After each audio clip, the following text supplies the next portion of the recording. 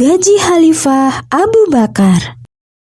Abu Bakar menjadi khalifah, menggantikan posisi Nabi setelah Nabi wafat.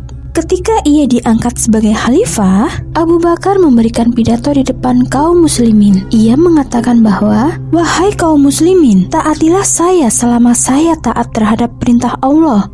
Namun kalian tidak perlu mentaati perintah ketika saya menyimpang dari perintah Allah." Selama kurang lebih 2 tahun, Abu Bakar memimpin umat Islam. Pada 6 bulan pertama masa jabatannya, Abu Bakar tidak menerima gaji karena kas Baitul Mal digunakan untuk mencukupi kebutuhan umat. Sehingga untuk mencukupi kebutuhan keluarganya, setiap hari Abu Bakar membawa gulungan pakaian yang ia jual di Pasar Baqi, Madinah. Suatu pagi, ketika Abu Bakar akan berjualan ke pasar, ia bertemu dengan Umar bin Khattab. Sahabat Umar heran dengan kumpulan kain yang dibawa Abu Bakar. Kemudian bertanya, "Mau kemana, wahai Khalifah Abu Bakar?" Sambil tersenyum, Abu Bakar pun menjawab pertanyaan Umar, "Mau berdagang ke pasar." Umar yang belum mengerti pun melanjutkan pertanyaannya, "Jika engkau sibuk berdagang, lalu bagaimana nasib umat, wahai Khalifah?" Sambil menunjuk kain yang dibawanya, Abu Bakar berkata, "Jika aku tidak berdagang, lalu bagaimana aku harus mencukupi kebutuhan keluargaku?" Mendengar perkataan Abu Bakar, Umar memutuskan untuk mengajaknya menuju Baitul Mal. "Sudah, kalau gitu, engkau ikut bersama saya menuju Baitul Mal. Di sana engkau akan bertemu dengan Abu Ubaidah Al-Jarrah. Biar dia saja yang menentukan berapa jumlah gaji yang engkau terima sebagai khalifah." Setelah di Baitul Mal, Abu Ubaidah bersama Umar bin Khattab memutuskan untuk memberikan Abu Bakar gaji sebanyak 6.000 dirham per tahun. Dengan gaji itu, Abu Bakar mencukupi kebutuhan keluarganya. Selama menjadi khalifah, Abu Bakar secara rutin mendapat gajinya dari Baitul Mal. Namun setelah ia sakit, Abu Bakar meminta kepada anaknya yaitu Aisyah untuk mengembalikan semua gaji yang ia terima dari Baitul Mal. Tidak lama setelah itu, Abu Bakar wafat. Ia tidak meninggalkan dinar maupun dirham. Semua uang yang ia miliki sudah ia sedekahkan demi kemaslahatan umat. Abu Bakar hanya meninggalkan seekor unta perah dan sebuah mangkuk, yang seperti pesan Abu Bakar agar Aisyah memberikan mangkuk tersebut kepada khalifah selanjutnya, yaitu Umar bin Khattab. Abu Bakar patut menjadi contoh teladan para pemimpin umat Islam dalam hal kesederhanaan. Umar bin Khattab pun mendoakan, semoga Allah senantiasa memberikan rahmat dan kebaikan kepada Abu Bakar beserta keluarganya. Abu Bakar dan kain kafan yang lusuh. Abu Bakar adalah salah satu sahabat dekat Rasulullah. Ia terkenal atas sifat zuhudnya. Setelah Rasulullah wafat, Abu Bakar menggantikan posisi beliau menjadi khalifah. Setelah 2 tahun lebih beliau memimpin umat, Khalifah Abu Bakar tiba-tiba jatuh sakit. Aisyah yang khawatir akan kondisi ayahnya, kemudian langsung menjenguknya dan menemukan Abu Bakar sedang terbaring lemah di ranjang. Aisyah pun menawarkan dirinya untuk memanggilkan tabib. "Wahai ayah, bagaimana jika aku panggilkan tabib untuk mengobatimu?"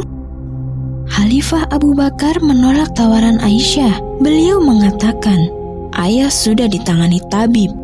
Aisyah masih khawatir dengan kondisi sang ayah, bertanya kembali, "Lalu bagaimana kata tabib?" Khalifah Abu Bakar menjawab sambil tersenyum. Kata tabib, "Ayah boleh melakukan apapun yang ayah inginkan." Abu Bakar yang menyadari bahwa umurnya tidak lama lagi, meminta Aisyah untuk menyiapkan segala hal terkait dengan pemakaman beliau. Mendengar hal tersebut, Aisyah jadi semakin sedih. Namun, ia berusaha untuk tidak menunjukkan kesedihannya di depan sang ayah. Aisyah pun mencoba menyibukkan dirinya dengan menyiapkan setiap keperluan.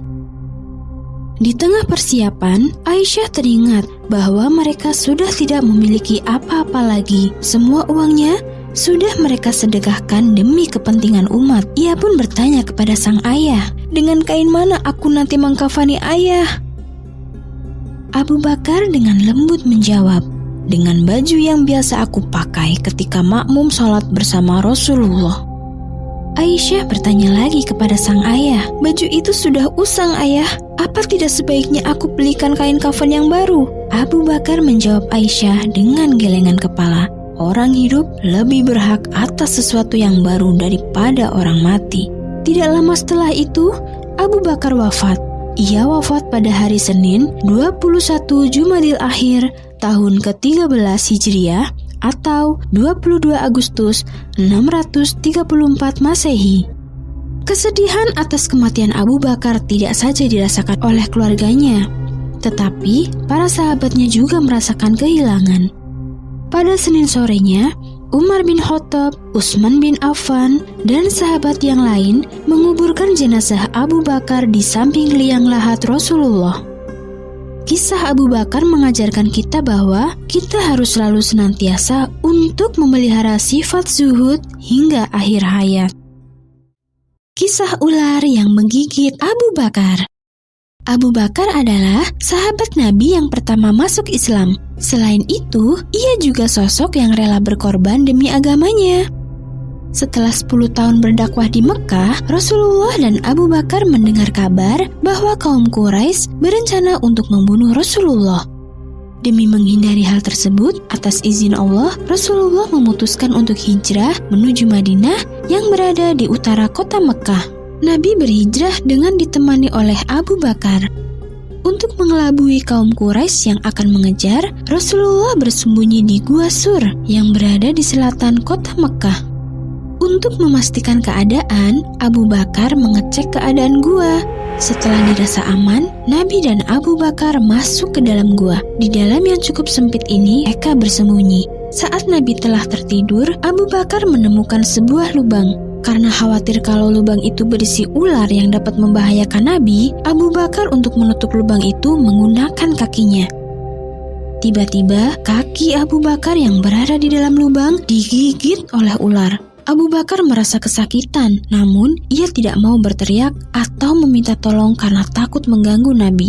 Keringat mulai bercucuran dari badan Abu Bakar. Tanpa Abu Bakar sadari, keringat-keringat tersebut mengenai wajah Rasulullah dan membuatnya terbangun. Ketika Rasulullah terbangun, ia mendapati Abu Bakar tengah berkeringat dan menahan sakit di kakinya. Rasulullah pun bertanya, "Wahai Abu Bakar, kenapa engkau berkeringat?" Abu Bakar pun menjawab, "Kaki saya digigit ular, wahai Rasulullah." Rasulullah lalu menarik kaki Abu Bakar dan muncullah ular yang menggigitnya.